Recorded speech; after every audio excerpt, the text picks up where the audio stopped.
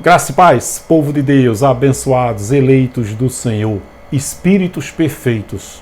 Aqui quem fala é Júlio Chaves do canal Acorda, Povo de Deus, com mais uma breve mensagem da graça de Deus. Queridos, olha o tema da mensagem de hoje. É um tema bastante polêmico, né? Entendeu a graça e pediu o divórcio. Eu vou fazer um breve comentário aqui com relação a esse tema, porque infelizmente, humanamente falando, não espiritualmente, humanamente falando, deixa a gente triste, né? Não é isso que a gente prega. Tem pessoas que já chegaram para mim e disseram: Júlio, você prega essa libertinagem. Não, eu prego liberdade de espírito. Libertinagem é coisa de moleque, né? Eu não bebo, eu não fumo, vivo para o meu trabalho, para a minha família, sou fiel à minha esposa. Onde é que está essa libertinagem que alguns dizem aí que eu prego? Eu não prego libertinagem nenhuma, eu prego liberdade de espírito, que é o que Paulo pregava. Então o tema da mensagem, eu vou falar um breve comentário aqui desse título: a pessoa entendeu a graça e pediu o divórcio. Eu não conheço nenhum pregador da graça, não estou dizendo que não exista, eu não conheço nenhum pregador da graça que se separou depois que entendeu a graça. Muito pelo contrário, a gente vê aí o casal unido na propagação do Evangelho da Graça. Não estou falando de concordância, unanimidade, mas eu não conheço nenhum pregador da graça que se separou, que a mulher pediu o divórcio ou que o homem pediu o divórcio. A minha esposa, ela não entendeu totalmente o Evangelho da Graça, mas a gente se respeita, a gente separa. O amor, a confissão de fé, separa. Não é? E se existe amor, esse amor não vai interferir na confissão de fé. É isso que eu entendo. Então, houve uma separação, um pedido de divórcio, apenas porque entendeu a graça? Não, não foi. Eu tenho falado aqui, já falei em outras mensagens, que tem esposas e mulheres de pastores do sistema religioso, o antigo, que se ela entender a graça, com certeza ela pede o divórcio. Por quê? Porque ela está acreditando ali, né, que se ela se separar, o diabo vai atacar ela. Se ela se separar ou ele se separar, vai dar brecha para o diabo. Se Jesus voltar, ele fica com medo de ir para o inferno. Jesus disse: aquele que perseverar até o fim será salvo. Olha, tem que perseverar. Ora, a salvação é pela perseverança? Jesus está se referindo à grande tribulação do ano 70. E ele está dizendo que se a pessoa retroceder, não perseverar, vai ser condenado. Condenado a quê? A grande tribulação do ano 70. Eu já vi debate entre pastores do sistema religioso com relação à passagem de Paulo em Hebreus, que dá a entender para uns teólogos que Paulo diz que é possível perder a salvação. E outros teólogos dizem: não, ele não está dizendo isso não, é impossível perder a salvação. É lógico que Paulo está dizendo sim, que é possível perder a salvação. Só que essa salvação e condenação é com relação ao ano 70, a grande tribulação, os últimos dias de Israel. Os últimos dias foram os últimos dias de Israel. E para confirmar que realmente o teólogo que diz que realmente Paulo está dizendo que pode perder a salvação, ele está certo. Só que ele pensa que é literalmente da salvação. E não. Ele não entende, ele não tem o entendimento da graça, que Paulo está se referindo à salvação da mente, referindo-se à grande tribulação. Então, era possível, sim, na época de Paulo, perder a salvação.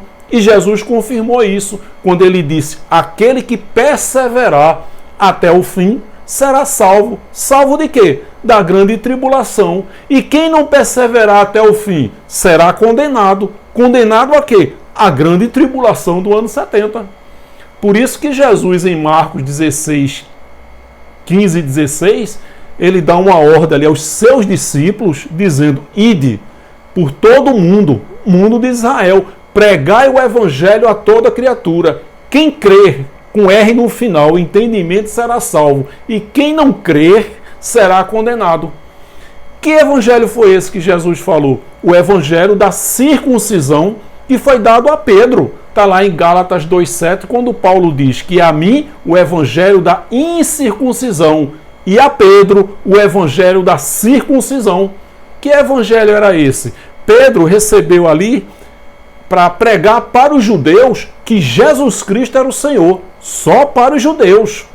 Tanto é que ele pregou em Atos 2 no Pentecoste e 3.000 judeus entenderam. Pedro, nós cremos que Jesus Cristo é o Messias a quem os profetas profetizaram. E esses 3.000 judeus foram salvos da grande tribulação do ano 70. Eles dormiram, eles morreram, o Espírito ficou inerte e ressuscitou no ano 70. Todos eles não passaram pela grande tribulação. O único discípulo que creu e passou pela grande tribulação foi João, porque Jesus disse a Pedro que importa que ele esteja vivo até que eu volte. Então a volta de Jesus foi a destruição de Jerusalém. Foi uma volta simbólica, que ele não poderia voltar, que ele já estava dentro dos eleitos de Deus. A profecia de Joel 2,28, que o Espírito Santo ia habitar em toda a carne dos eleitos, e essa promessa, essa profecia, se cumpriu em Atos 2 em Pentecostes. Eu tenho uma mensagem que eu falo sobre isso. Se Jesus vai voltar, o Espírito Santo não habita em nós. Se o Espírito Santo habita em nós, Jesus não vai voltar. A volta de Jesus foi simbólica, foi a destruição de Jerusalém, que todo olho viu. Que olhos? Os judeus que o rejeitaram, que o mataram, que o crucificaram, viram a volta de Jesus, que foi a destruição de Jerusalém. Viram ele vindo nas nuvens. Nuvens significa juízo. Jesus veio para Israel, Mateus 15:24, eu fui enviado apenas às ovelhas de Israel, e ele voltou como juiz de Israel. Apocalipse 14:6, é chegado o juízo. O seu juízo chegou para Israel. Tudo foi para Israel. Então esse evangelho da circuncisão e da incircuncisão, quando Jesus deu a ordem lá em Marcos 16, 15 e 16, Paulo não tinha sido levantado. Então foi o evangelho que foi dado a Pedro, para dizer que Jesus Cristo era o Messias a quem os profetas profetizaram. Então eu sei que eu estou fazendo apenas uma explanação com relação à salvação, né? E até aguçar a curiosidade das pessoas que são novas no canal, para tomarem a liberdade de assistirem outras mensagens. Se forem filhos gerados da livre, eles vão entender. Se forem filhos gerados da escrava, Deus decidiu não abrir o entendimento. Então, com relação a esse tema, entendeu a graça e pediu o divórcio.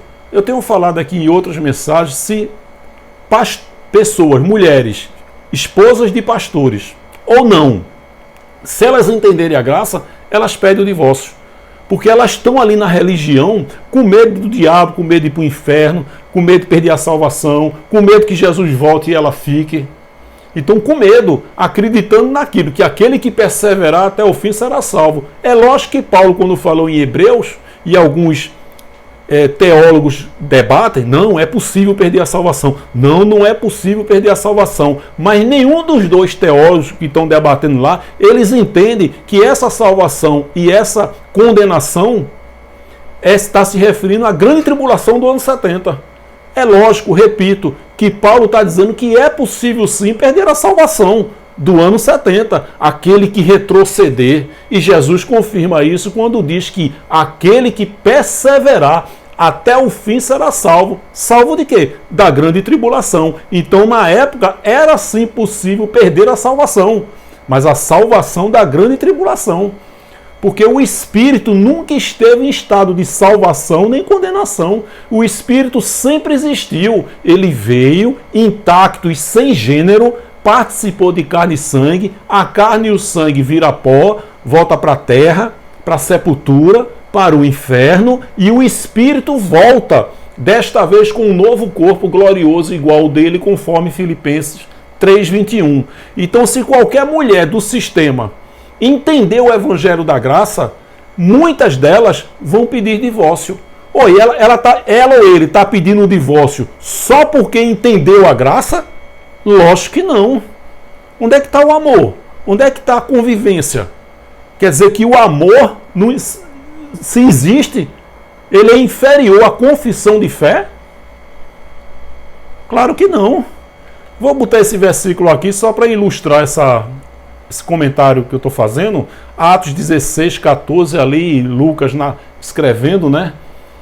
E no começo do ministério de Paulo, olha, Atos 16, 14, e uma certa mulher chamada Lídia, ela era uma judia, que ela vivia sobre a lei de Moisés, vendedora de púrpura da cidade de Tiatira, e que servia a Deus, nos ouvia.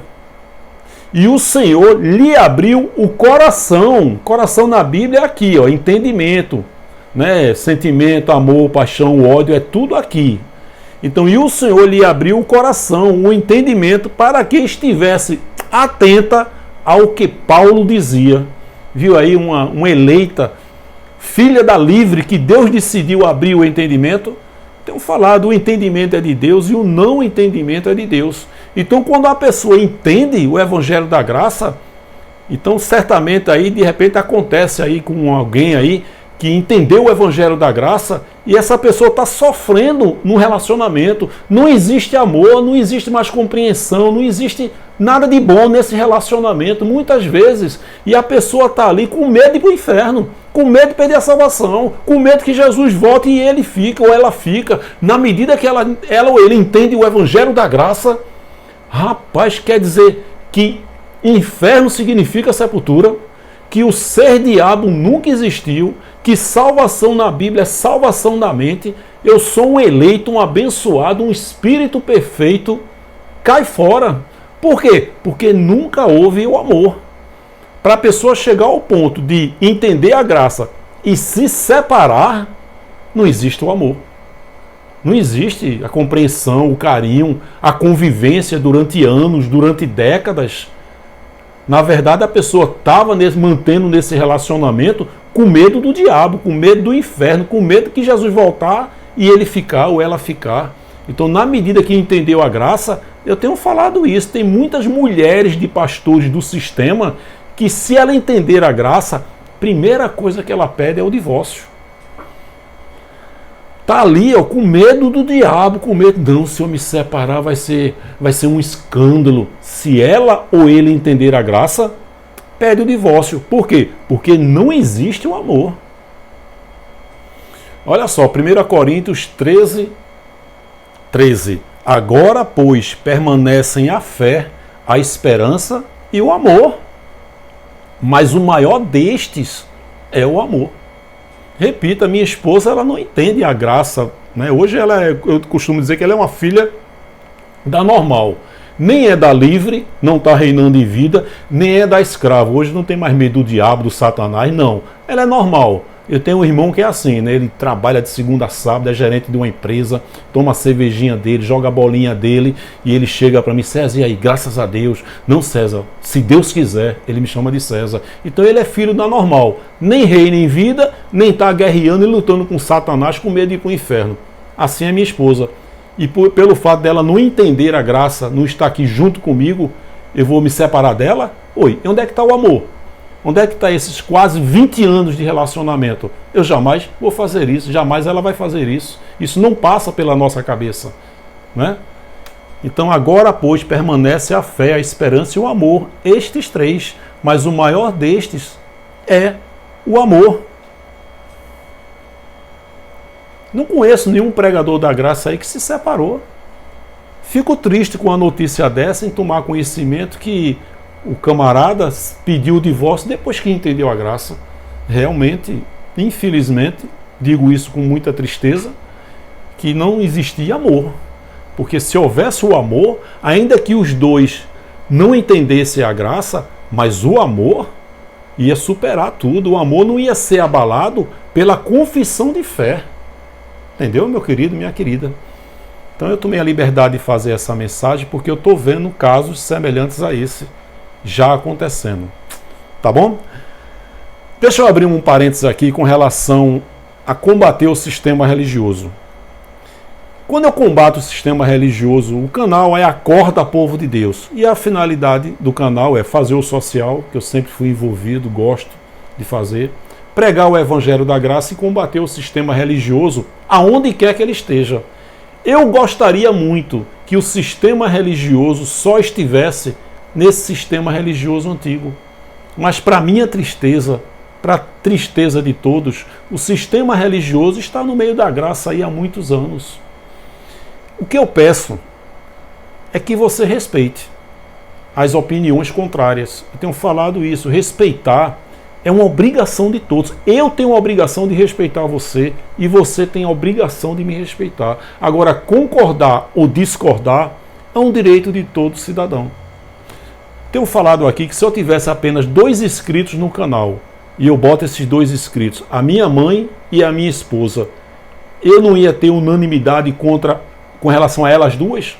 Eu iria falar algo aqui que minha mãe ia dizer, César, ela me chama de César, eu não concordo com você quando diz isso não, mas eu concordo com isso. A minha esposa ia dizer, não, eu não concordo com isso, mas eu concordo com isso. Ou seja, eu não ia ter unanimidade se eu tivesse apenas 2 inscritos no canal. Imagine 1.000, 5.000, 10.000. Eu não criei esse canal para ter unanimidade e nem para agradar a todos. Então, se eu combato o sistema religioso, tem gente que diz, glória a Deus, irmão Júlio, a gente não aguenta mais sistema religioso.